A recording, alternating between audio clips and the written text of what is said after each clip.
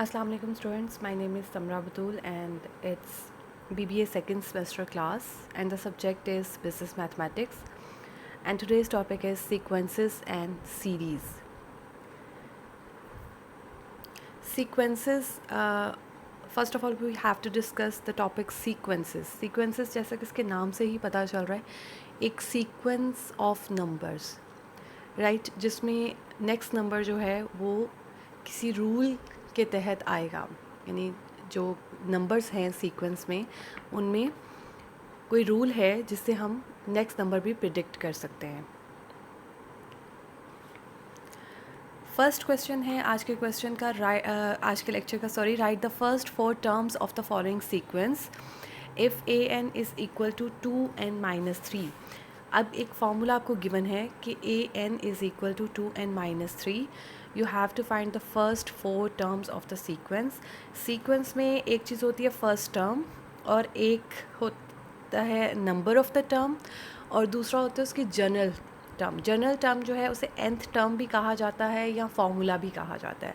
और इस क्वेश्चन में आपको फार्मूला गिवन है A N is equal to 2n-3. ये फर्स्ट पार्ट इसको रीड कर रही हूँ मैं. अब इसका सोल्यूशन क्या है, इसको सॉल्व करने के लिए हमें जस्ट n की जगह पर 1 put n is equal to 1, then put n is equal to 2, 3 and 4.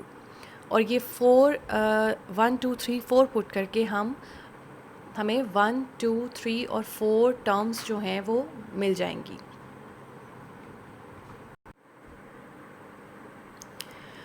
Right, put n is equal to 1 in the given formula. A1 is equal to 2, n की जगह पर 1 आ गया, -3. अब इसको सॉल्व कर लें. 2 - 3 which is equal to -1. Again put n is equal to 2. The answer is 2 multiplied by 2 - 3.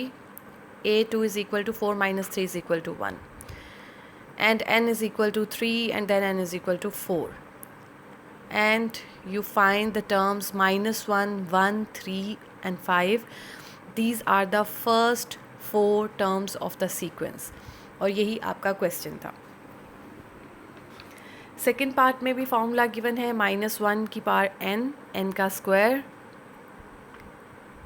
यहाँ पर ए एन इज़ इक्वल टू -1 की पावर n का स्क्वायर और आपने फर्स्ट 4 टर्म्स फाइंड करनी है.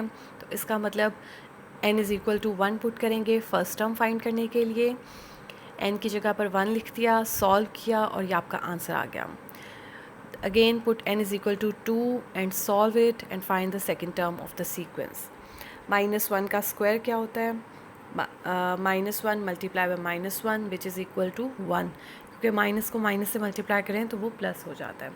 2 का स्क्वायर क्या है, 4. राइट, थर्ड टर्म के लिए put n is equal to 3, fourth term के लिए put n is equal to 4. और ये जो टर्म्स है इन्हें कोमा डालकर लिखना, यानी आपने एक सीक्वेंस बना ली, सीक्वेंस की फ़र्स्ट 4 टर्म्स फाइंड कर ली.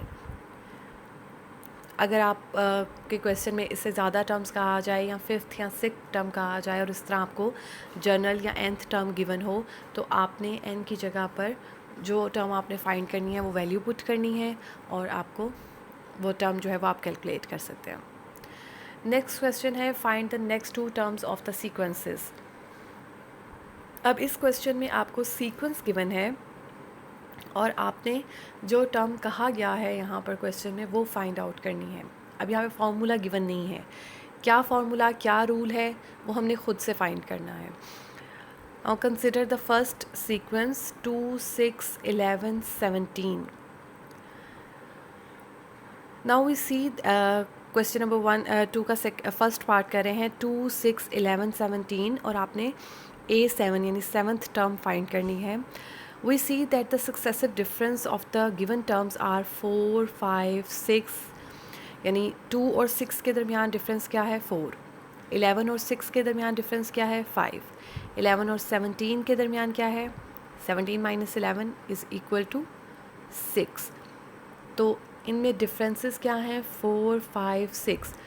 तो ऑब्वियसली जो नेक्स्ट टर्म है उसमें क्या डिफरेंस होगा, 7 का, देन 8 का, फिर 9 का एंड सो ऑन. तो आपने कौन सी टर्म फाइंड करनी है, पहले तो आपने फर्स्ट टू टर्म्स फाइंड करनी, नेक्स्ट टू टर्म्स फाइंड करनी है। यानी यहाँ पर कितनी टर्म्स गिवन है, 1 2 3 4। तो आपने A5 भी फाइंड करना है, A6 भी फाइंड करना है, उसके अलावा आपने A7 भी फाइंड आउट करना है, यानी 3 टर्म्स आपने फाइंड करनी है। तो A5 के लिए कितना डिफरेंस होगा 7 का, तो 17 + 7, यानी इस टर्म में 17 में हम 7 ऐड करेंगे और हमारे पास नेक्स्ट टर्म आ जाएगी। अब 24 में हम 8 ऐड करेंगे तो हमारे पास A6 यानी 6th टर्म आ जाएगी, जिसका आंसर आ गया 32। 32 में हम 9 ऐड करेंगे तो A7 आ जाएगा, right. Thus the required term is A7 = 41। अगर आप डायरेक्ट A7 कैलकुलेट कर सकते हैं तो वो भी ठीक है, राइट। नेक्स्ट पार्ट है 1 3 12 16 and so on up to A6, यानी 4 टर्म्स गिवन है और आपने नेक्स्ट 2 टर्म्स भी फाइंड करनी है और A6 भी फाइंड करनी है। अब नेक्स्ट 2 टर्म्स में ही A6 आ जाएगी, तो आपने A5 और A6 कैलकुलेट करनी है। तो 1 3 12 60।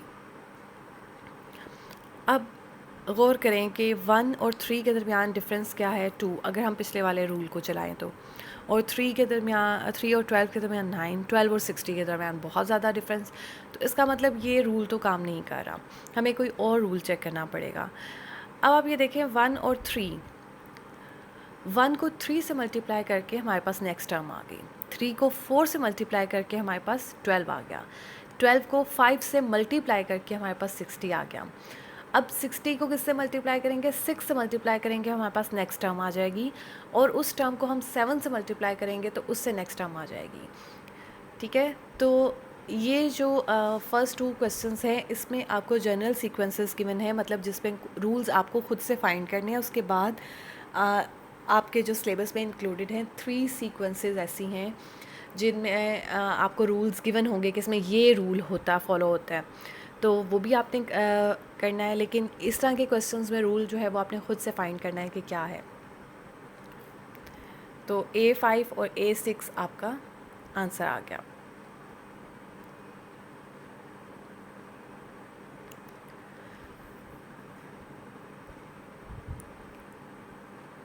जी, नेक्स्ट क्वेश्चन भी यही है, find the next 2 terms of the following sequences.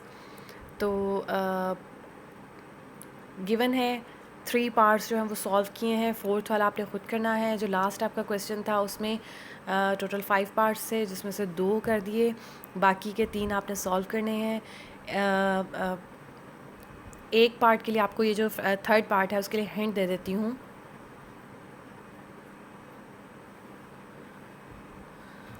Question में क्या था, 1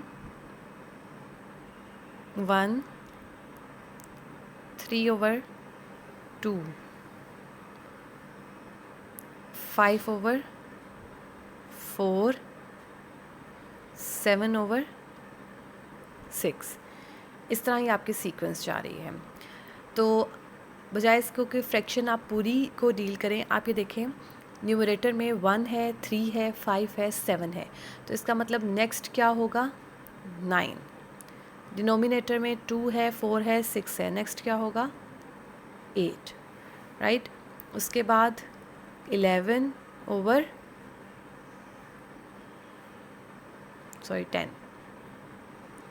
ठीक है। तो इस तरह से रूल मेंशन करने की ज़रूरत नहीं, आपने जस्ट जो है नेक्स्ट टर्म्स जो है वो फाइंड करनी है।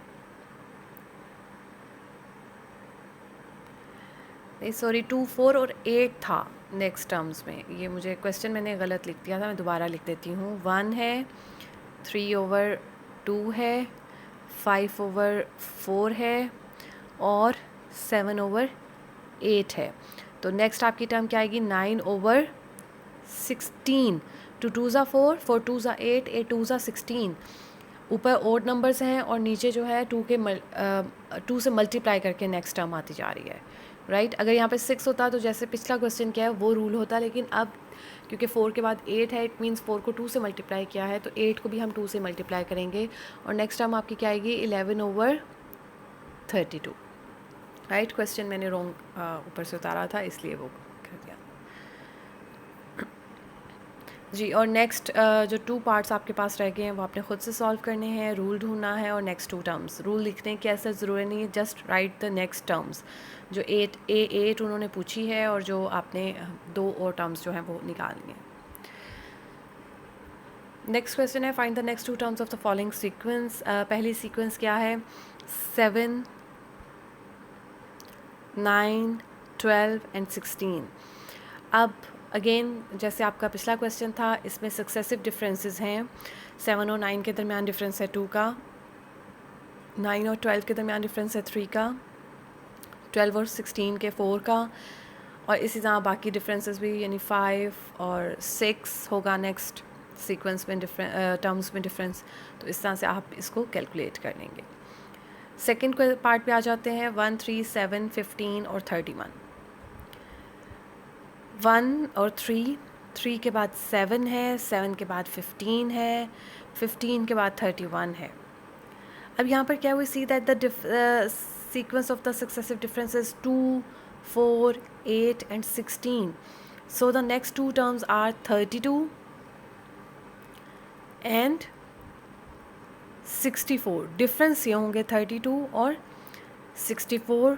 तो इसको कैलकुलेट करेंगे। Thus the next 2 terms of the sequence are 63 and 127।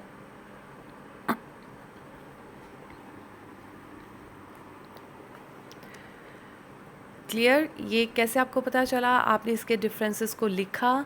जब 2 है, 4 है, 8 है, यानी ये क्या हो रहा है? 2 से मल्टीप्लाई करके डिफरेंसेस आगे बढ़ रहे हैं।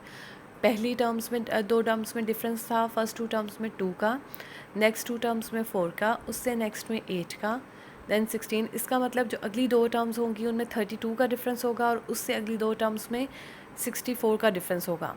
तो इस तरह से आपने इसको इन टर्म्स को कैलकुलेट करना है। ये जो सारी जो क्वेश्चन आएंगे आपको, ये शॉर्ट क्वेश्चन की फॉर्म में या ऑब्जेक्टिव टाइप की फॉर्म में आएंगे। तो ये अगर ये वाला पोर्शन आप नहीं भी लिखेंगे तो डजेंट मैटर, आपने जस्ट ये टर्म्स को आपने बताना है कि कौन सी हैं, आंसर्स यानी आपने लिखने हैं। थर्ड पार्ट है -1, 2, 12 और 40। The sequence of the above terms can be written as -1 multiply by 1, 1 multiply by 2, 3 multiply. अब ये एक बिल्कुल नया रूल आपके पास आ गया डिफरेंसेस या मल्टीप्लिकेशन के अलावा। -1 को लिखा जा सकता है ना, -1 multiply by 1, and 2 can be written as 1 multiplied by 2, 12 can be written as 3 multiplied by 4, 40 can be written as 5 multiplied by 8।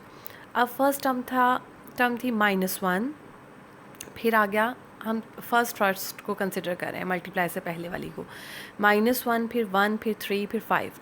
अब नेक्स्ट क्या होगी? 7।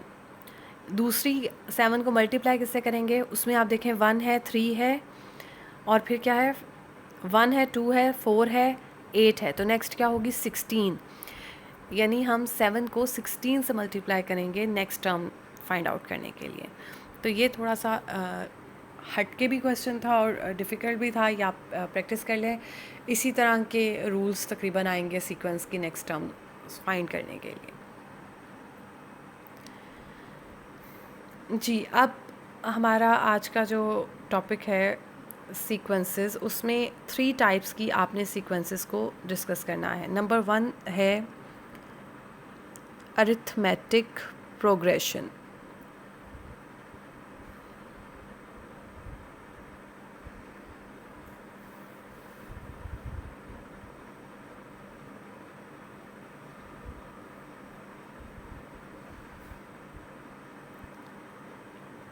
राइट, अरिथमेटिक प्रोग्रेशन, और इसे अरिथमेटिक सीक्वेंस भी कहा जाता है। प्रोग्रेशन और सीक्वेंस सेम चीज़ होती है।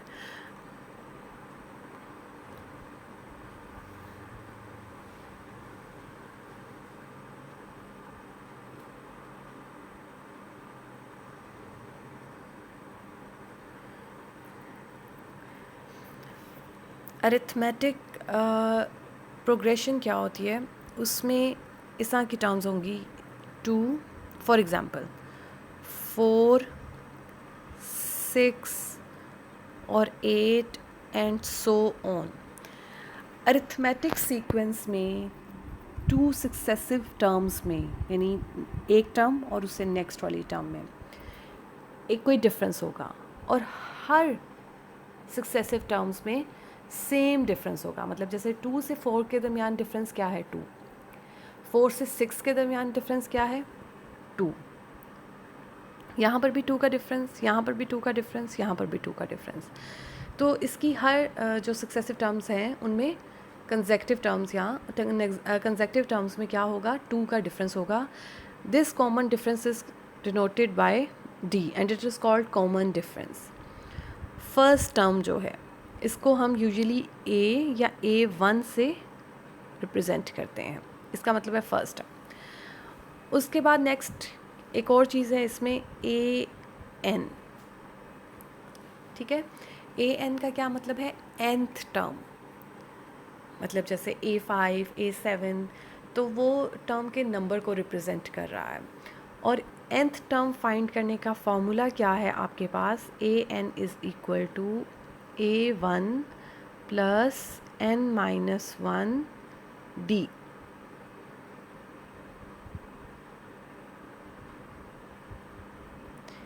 क्या है फॉर्मूला AN का, AN is equal to A1 plus n-1 D। अब ये जो A1 है, ये कभी A अकेला ही लिखा होता है, इट मीन्स कि A1 ही है, राइट।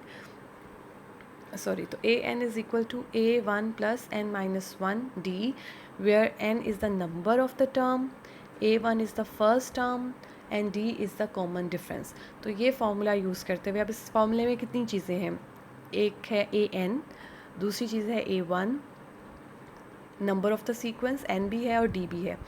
इन चार चीज़ों में से अगर कोई चीज़ अननोन है, मतलब 3 गिवन है और चौथी अननोन है, तो आप इजीली फाइंड आउट कर सकते हैं। और ये किसके लिए है, अरिथमेटिक प्रोग्रेशन के लिए।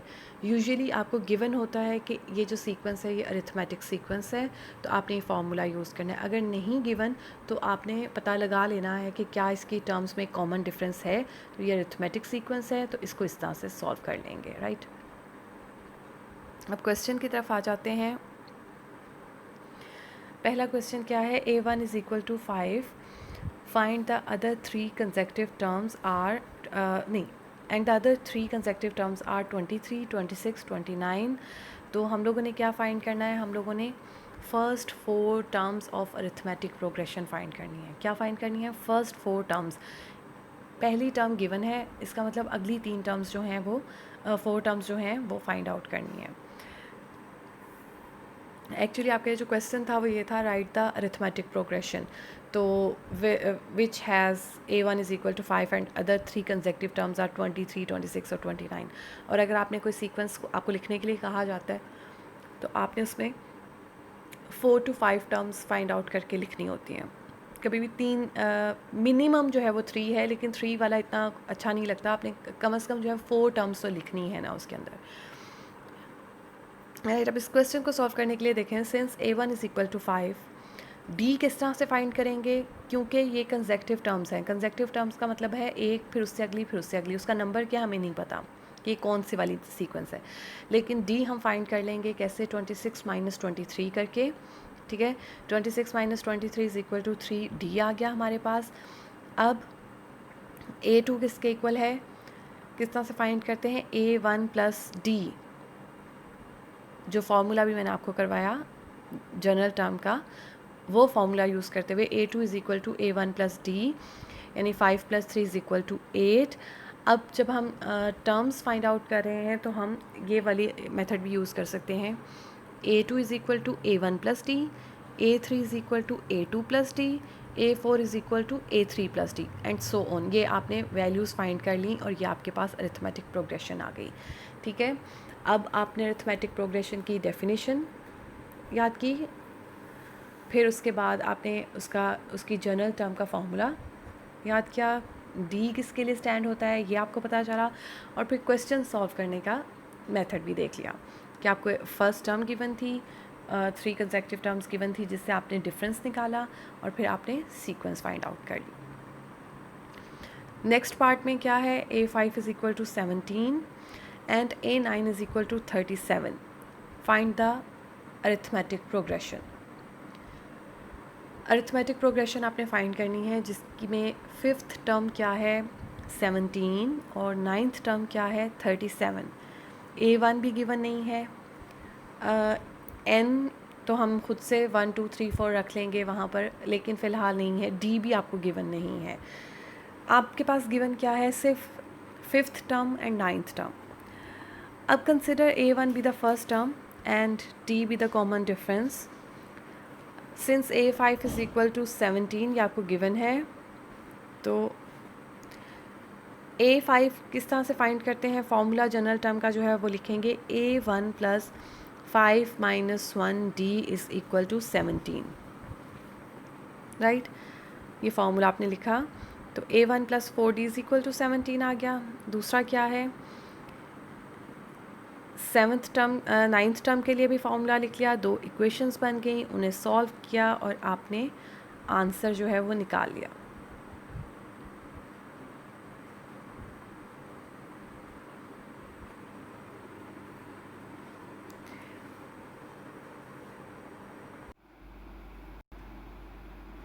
जी, नेक्स्ट क्वेश्चन क्या है, find AP if 3A7 is equal to 7A4 and A10 is equal to 33। अब अरिथमेटिक प्रोग्रेशन यानी आपने फाइंड करने का मतलब क्या है, आपने अरिथमेटिक प्रोग्रेशन की फर्स्ट 4 या 5 टर्म्स फाइंड करनी है और इन्फॉर्मेशन जो आपको गिवन है वो क्या है, 3A7 is equal to 7A4। पहले तो गिवन जो इन्फॉर्मेशन है आपकी उसको यूज़ करते हैं। जी, 3A7 is equal to 7A4।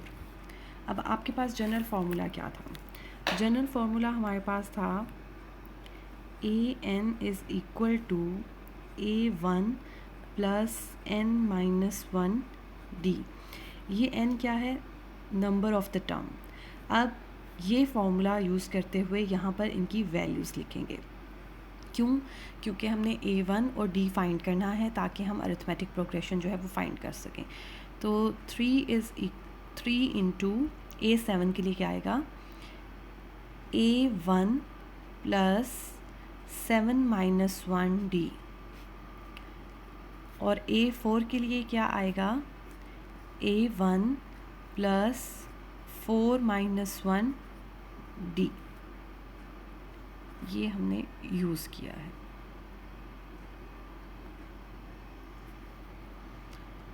Right. अब आप इसको थोड़ा सा सिंप्लीफाई करके लिख लें, A1 + 60 is equal to 7 into A1 + 3D।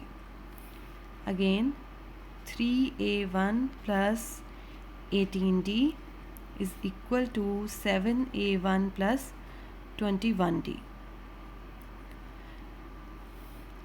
अब A1 और 21D जो है, 7A1 और 21D, या इसको इस साइड पे ले आएँ या दूसरे को इसको इस साइड पे ले जाएं, लेकिन मैं इसको ले जाऊंगी ताकि माइनस ना आए मेरे पास, ठीक है। दोनों टर्म्स को एक साइड पे कर देते हैं, एक साइड पे सिर्फ इज़ इक्वल टू 0 रह जाए। तो 7A1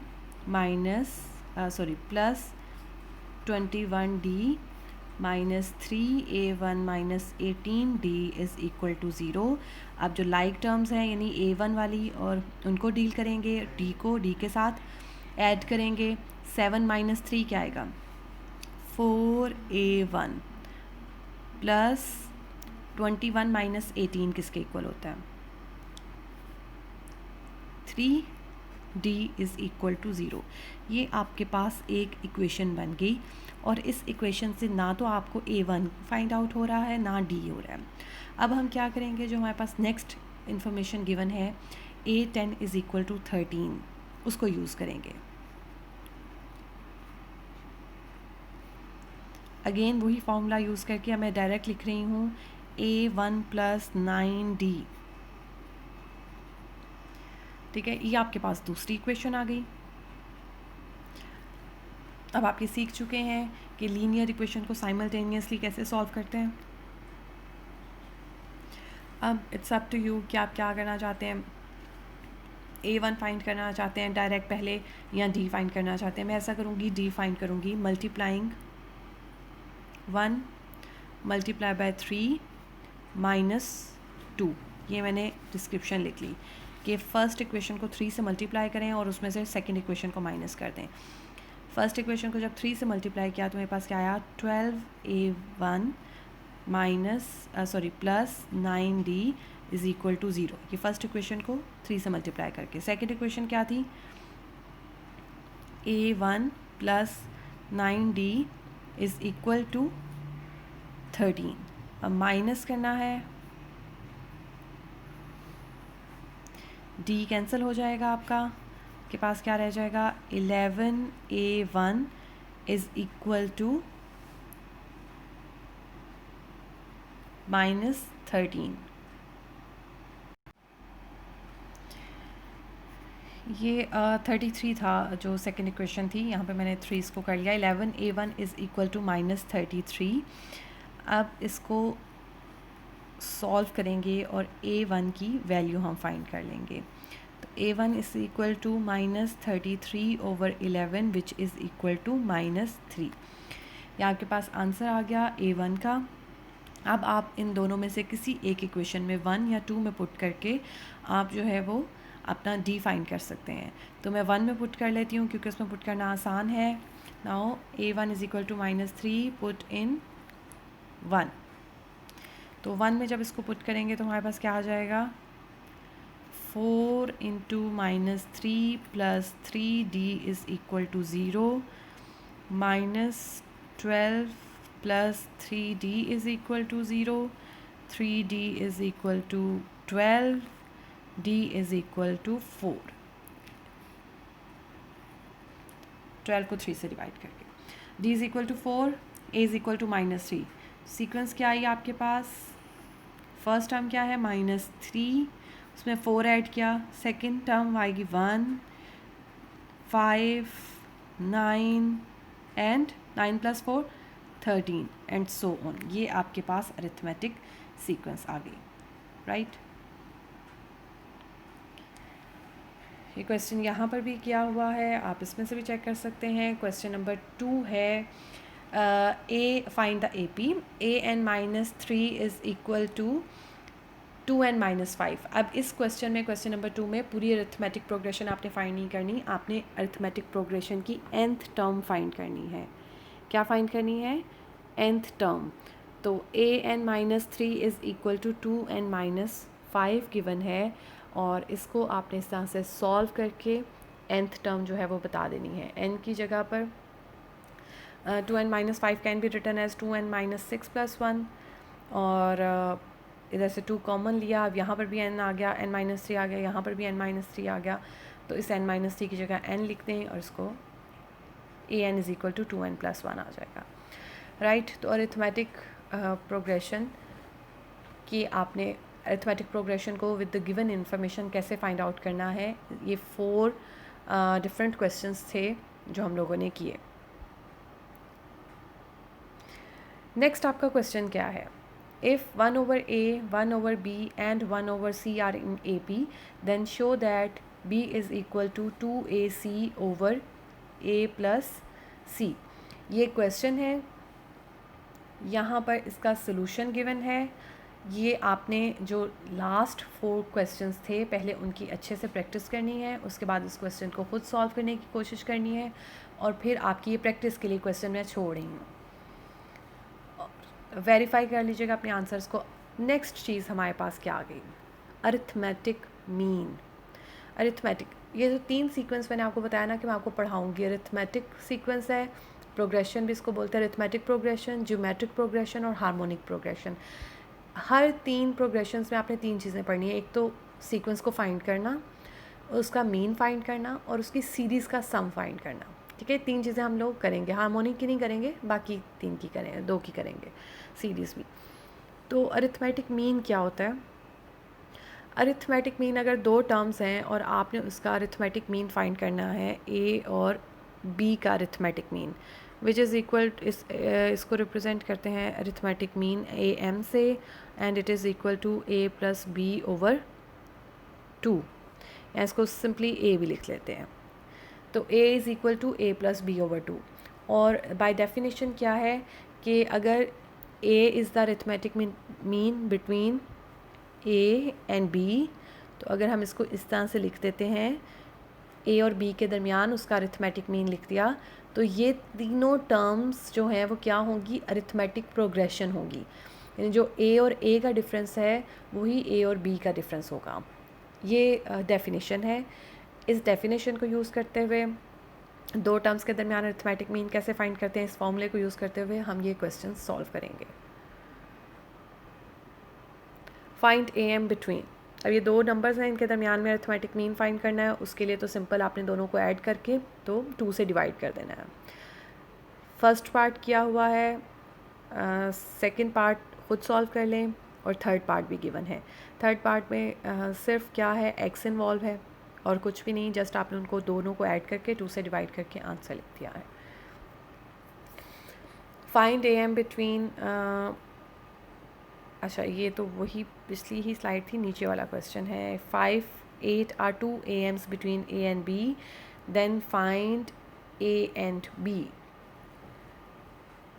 अगर 5 और 8 दो ए एम्स हों बिटवीन ए एंड बी, तो हमने ए और बी जो है वो फाइंड करने हैं। अभी जो मैंने आपको डेफिनेशन करवाई कि अगर ये अरिथमेटिक मीन है इनके दरमियान में, तो ए 5 और 8 और बी ये क्या होगा, अरिथमेटिक प्रोग्रेशन बनाएगा। अगर अरिथमेटिक प्रोग्रेशन बना रहा है तो इसका मतलब 5 और 8 के दरमियान में जो डिफरेंस है वही ए और 5 के दरमियान में डिफरेंस होगा, और वही 8 और बी के दरमियान में डिफरेंस होगा।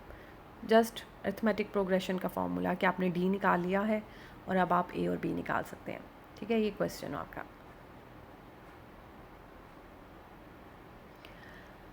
जी, find 4 A AMs between √2 and 12 over √2। अब दो नंबर्स हैं, उनके दरमियान में आपने 4 ए एम्स फिट करने हैं, इंसर्ट करने हैं।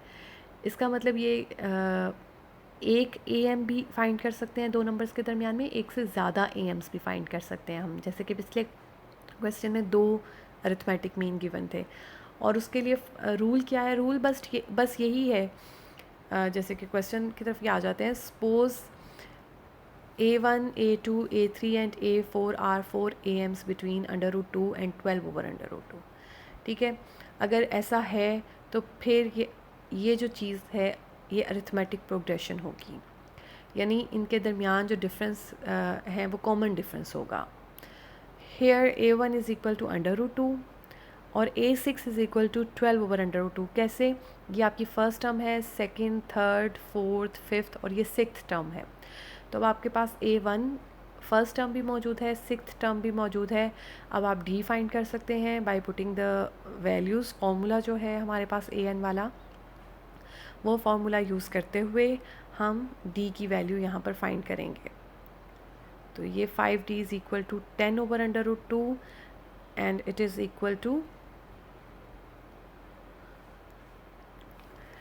जी, A1 की जगह पर उसकी वैल्यू आपने डाल दी √2 यहाँ पर, प्लस 5D, इसको सॉल्व किया, 12 ओवर √2 माइनस √2, एलसीएम लिया यहाँ पर 12 माइनस 2 ओवर √2, तो 12 माइनस 2 10 आ गया, 10 ओवर √2 आ गया। तो ये आपके पास आ गया D इज़ इक्वल टू 5 ने 10 को डिवाइड कर दिया तो 2 over √2। 2 can be return as √2 का जो स्क्वायर होता है वो 2 के इक्वल होता है। ठीक है, ये चीज़ यहाँ पर यूज़ की है और इसको सॉल्व करके D इज़ इक्वल टू √2 आपने फाइंड कर लिया। इन क्वेश्चंस में आपने डेसिमल्स नहीं यूज़ करने, क्योंकि √2 का जो आंसर है 1.7322 समथिंग, वो एग्जैक्ट आंसर नहीं होता, राउंड ऑफ करके हम उसका आंसर बनाते हैं।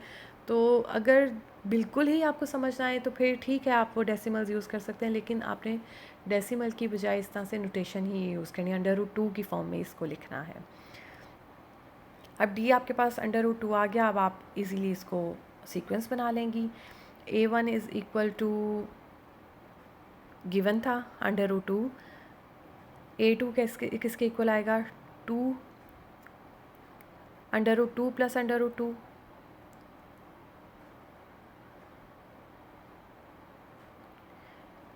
सॉरी जी a2 किसके इक्वल आ गया, √2 प्लस यानी 2 √2 हो गए, it can be written as 2 √2। फिर नेक्स्ट आपने 3 √2, 4 √2 एंड 5 √2। तो इस तरह से अरिथमेटिक मीन्स हमने फाइंड कर सकते हैं। ये यहाँ पे √2 इन्वॉल्व था। अगर √2 के बगैर आपको क्वेश्चन आए तो बहुत इजी क्वेश्चंस हैं, राइट। तो अरिथमेटिक प्रोग्रेशन, सीक्वेंस और प्रोग्रेशन वाला जो ये चैप्टर है, मैथ का वैसे हर क्वेश्चन ही ऐसे है कि आप प्रैक्टिस करेंगे, सॉल्व करेंगे तो ही आपको आएगा। इस तरह से सुन लेने से या याद कर लेने से क्वेश्चन आपको नहीं, आप सॉल्व कर सकते उसको बाद में पेपर में। तो ठीक है, तो आप जब भी लेक्चर लेते हैं तो आप नोटबुक और पेंसिल अपने पास रखा करें और अपने नोट्स साथ साथ बनाएं। इसके अलावा अगर आपको कोई क्वेश्चन हो इस लेक्चर से रिलेटेड तो आप जो है वो मुझे व्हाट्सएप के थ्रू पूछ सकते हैं। Okay, thank you so much, take care, अल्लाह हाफ़िज़।